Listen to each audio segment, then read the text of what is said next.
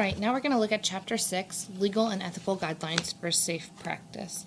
And a lot of this does become really important when you're out in clinical. So, ethical concepts, just kind of some terminology here. Ethics is looking at the beliefs between right and wrong in a society. Bioethics are using those beliefs in a healthcare setting. And then an ethical dilemma is a conflict between two or more courses where you may have some good outcomes, you may have some bad outcomes for each of those courses. So trying to make a decision between the two. So there are 5 basic principles of bioethics or ethics within the healthcare system that we look at. Beneficence, the duty to promote good. So are we providing that for our patients? Autonomy is respecting the rights of our patients to make their own decisions. Justice is looking at our distribution of resources and are we providing for those evenly among our patients. Fidelity is maintaining loyalty and commitment by doing no wrong to a patient. And then veracity is your duty to always communicate truthfully, so not lying about a patient's situation to kind of cover that up for them. So civil rights are maintained with any persons with mental illness, same rights under the federal and state laws for each facility, so they do not lose those rights if they are admitted into an inpatient unit. With involuntary commitment, though, this means against their own will, there are a couple of things that we have to look at to provide due process for those individuals. First is the writ of habeas corpus, and this is a formal written order to usually free the person. So this is procedural. If they feel like they have been unlawfully kept in a facility, they can write this, and the hospital must immediately get that to the court. The second document is the least restrictive alternative doctrine.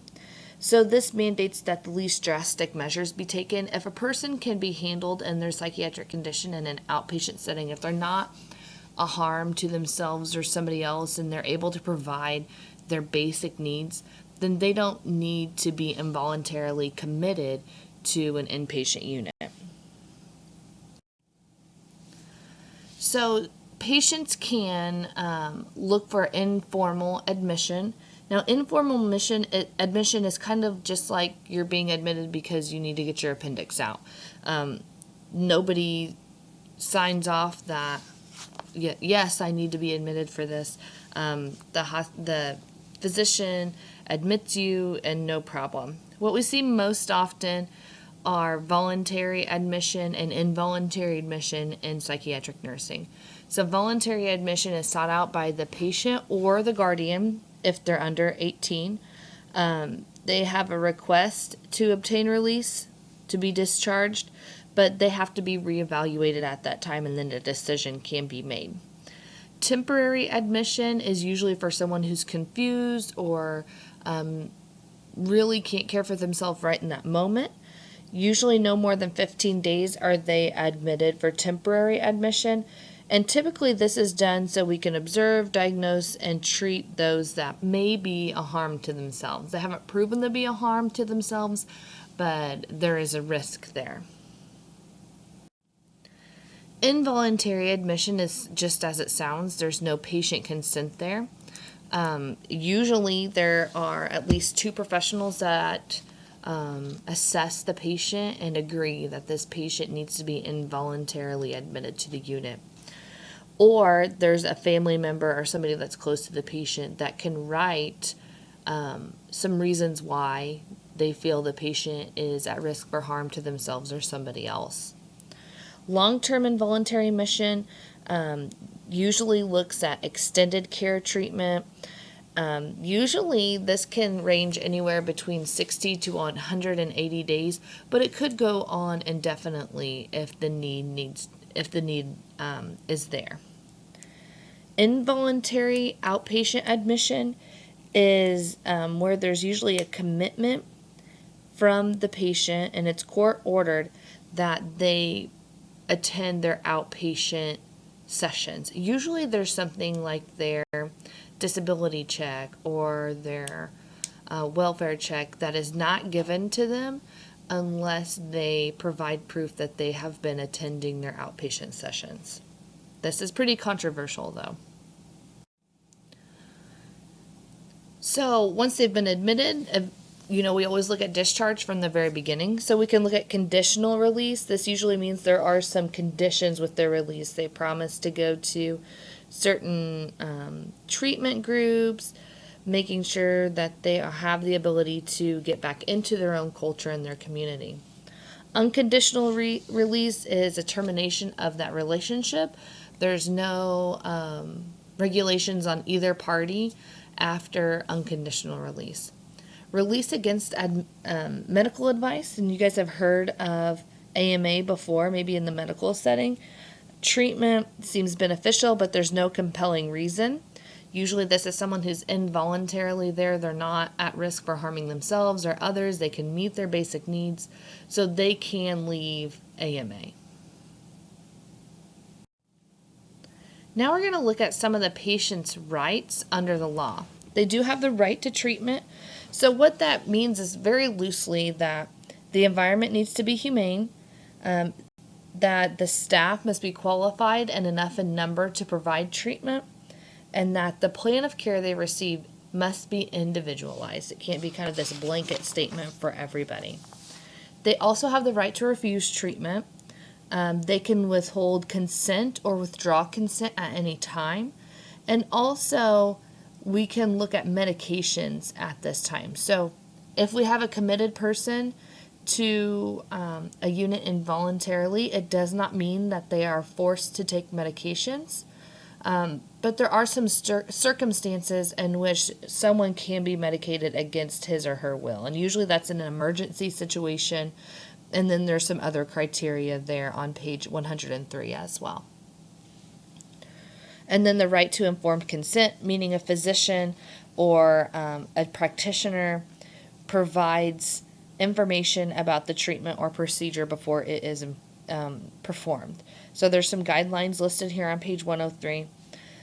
They need to know the nature of their problem or condition, the purpose of the treatment, the risks and benefits of the treatment, alternatives, success rates of that treatment, and then the risks of not consenting. So they can, all patients have the right to informed consent and to make that decision.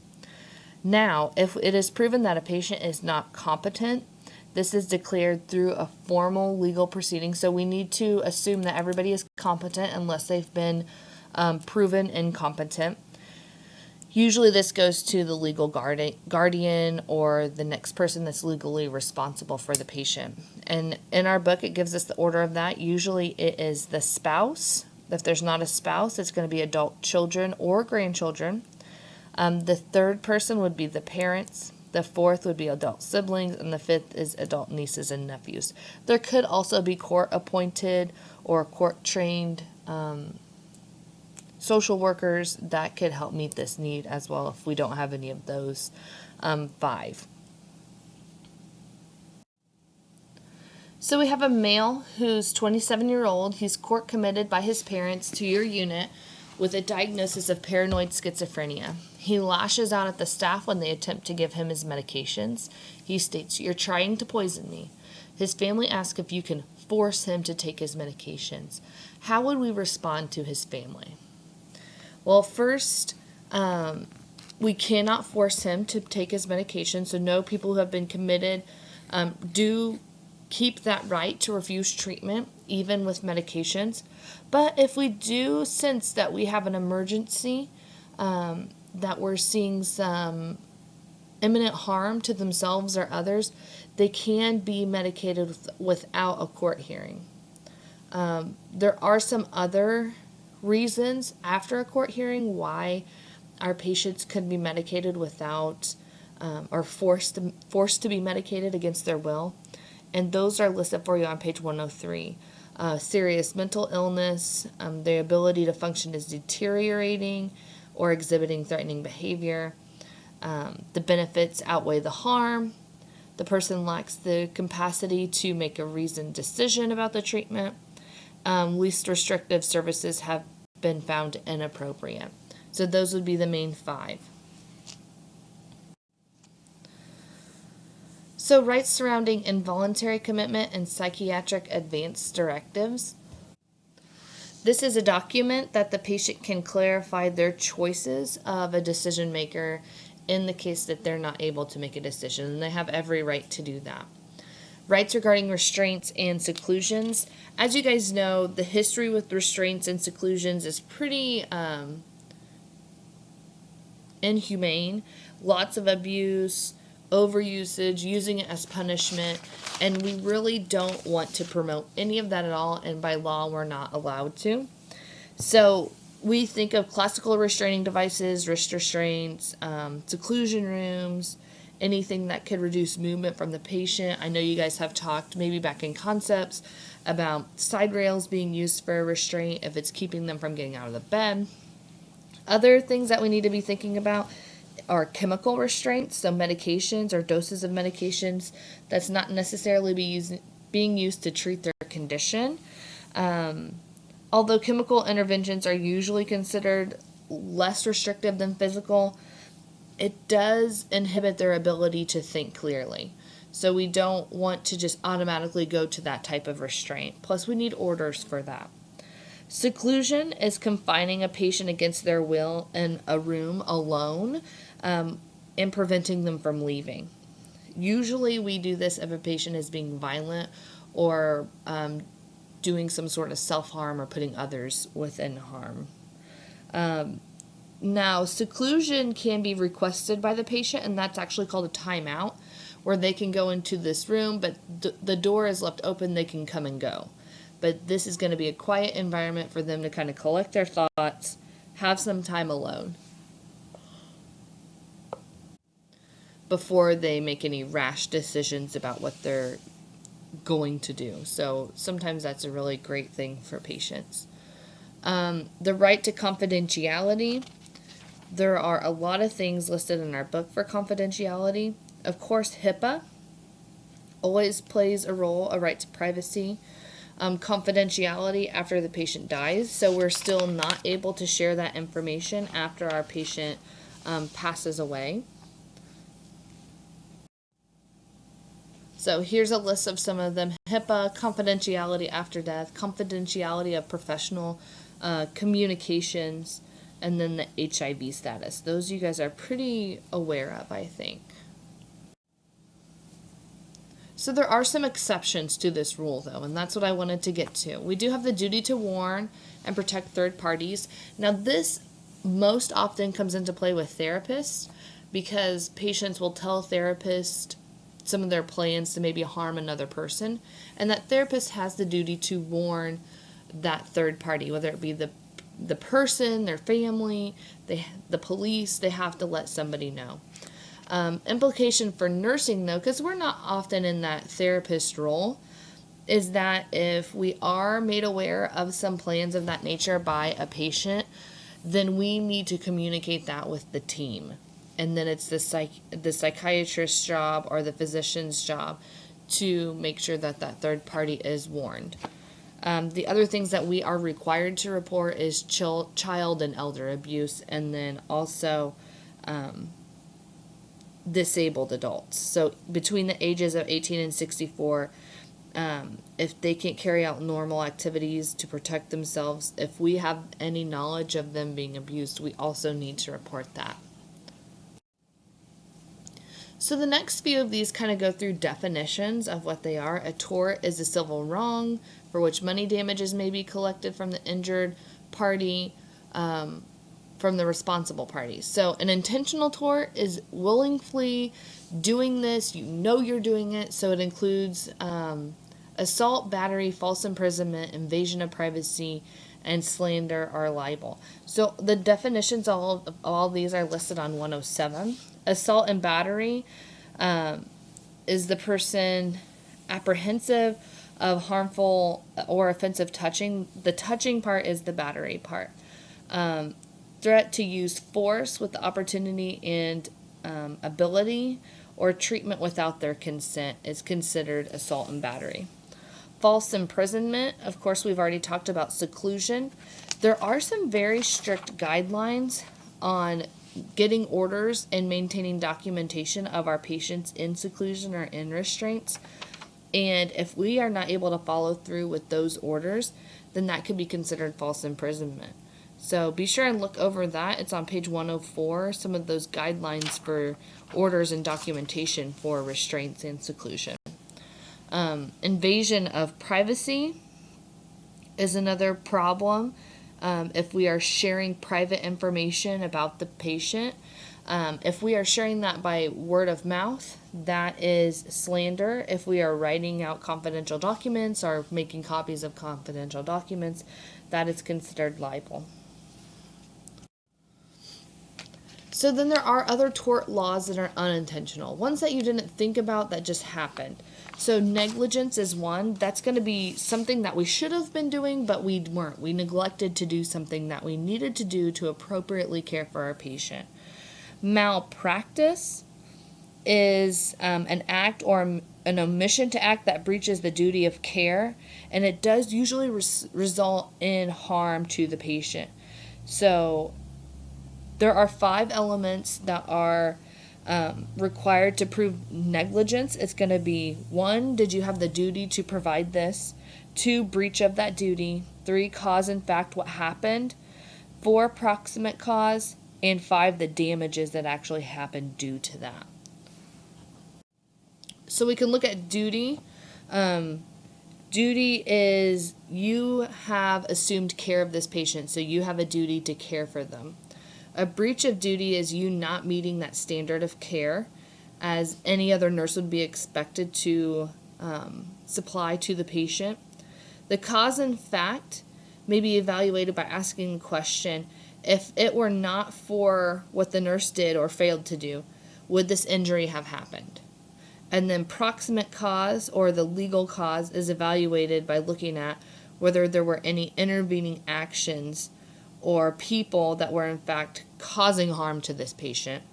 And then the damages, look at the actual damages: property loss, medical expenses, loss of earning, pain and suffering, all of those types of things. So there are some guidelines out there for ensuring that we stick to our standard of care. So negligence, irresponsibility, or impairment.